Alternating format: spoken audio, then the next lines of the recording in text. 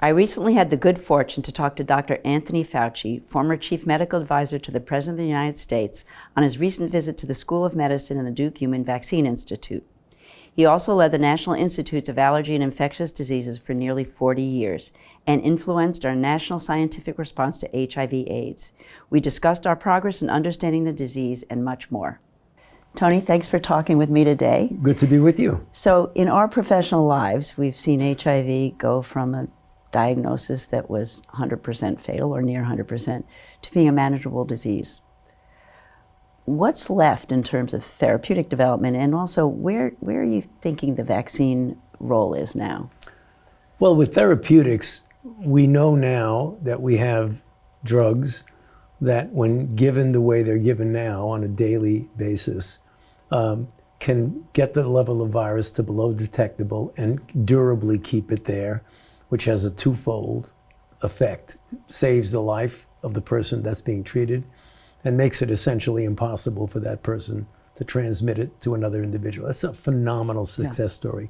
The way we can make it better is by making the drugs more user-friendly, in the sense of what we already know now, that we have injectables that, when given every 2 months, are as good as daily oral in keeping the virus to below detectable level durably.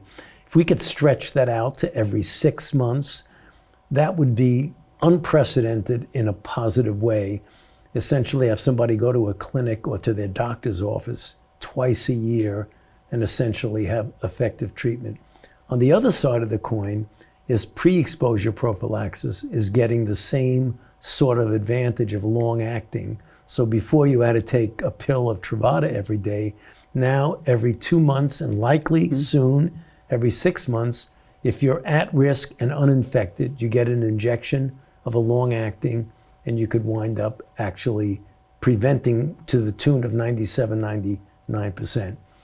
That's the treatment and prevention. Vaccines, I think right now, the past year and a half, 2 years, and looking forward, work that has come out from a number of laboratories, including a lot of extraordinary stuff here from Duke, is the first steps towards the proof of concept that you can induce broadly neutralizing antibodies, which are going to be the absolute holy grail of an effective vaccine. So thinking a little bit about community partnerships, we learned that from you because you very effectively partnered with the advocacy and activist groups.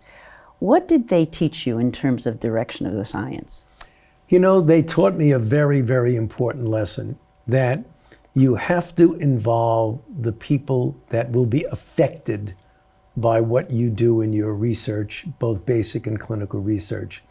They may not be scientists, but they are the end game of what you're doing. So it just doesn't make any sense not to get them involved and at least considering the options for the design of a trial.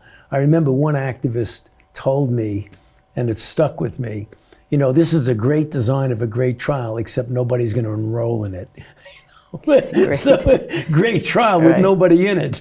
So he said, if you want people to enroll in the trial, you've got to make the entry criteria and the exclusion criteria suitable for the target population that you're going to deal with. If you don't, you're going to have an unsuccessful trial. The good news is I think we've learned that and really are effectively partnering.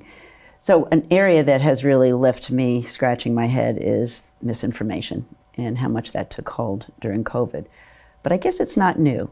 How did you deal with that during the early days of HIV? Well, we dealt with it by putting out consistently correct information. And the reason we were successful is that we didn't have social media markedly amplifying the misleading misinformation. Right now, the people who are out there creating a degree of confusion by propagating through social media misinformation and disinformation is that it's almost as if there's what I call the normalization of untruths, where there's no real truth, because so many people are saying things that's absolutely incorrect. And the people who have the correct information don't seem to have, understandably, the energy to put into the disinformation that the people who spread the disinformation are doing. So we've got to figure out ways to get the young people involved, to be the ones that are out there promoting facts and evidence and data to counterbalance the people who are using social media to propagate misinformation. Well, one opportunity we have is all our training programs, our PhD, MD, health Exactly. professional programs, that they can all be effective communicators. Yeah. And I think that's going to be really important. So, Tony, I know your memoir is coming out. What inspired you to write a memoir? And also, what are you hoping that people take away from it? What I hoped would be the effect of it would be twofold.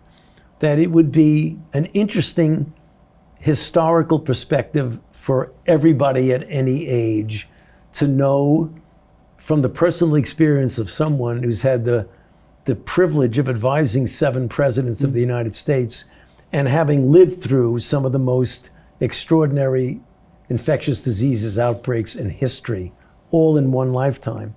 The second goal, which I think is as important as the first, is to get young people who read it to perhaps be inspired to go into medicine, science, and even among some public service, because the title of the book is On Call, A Doctor's Journey Through Public Service.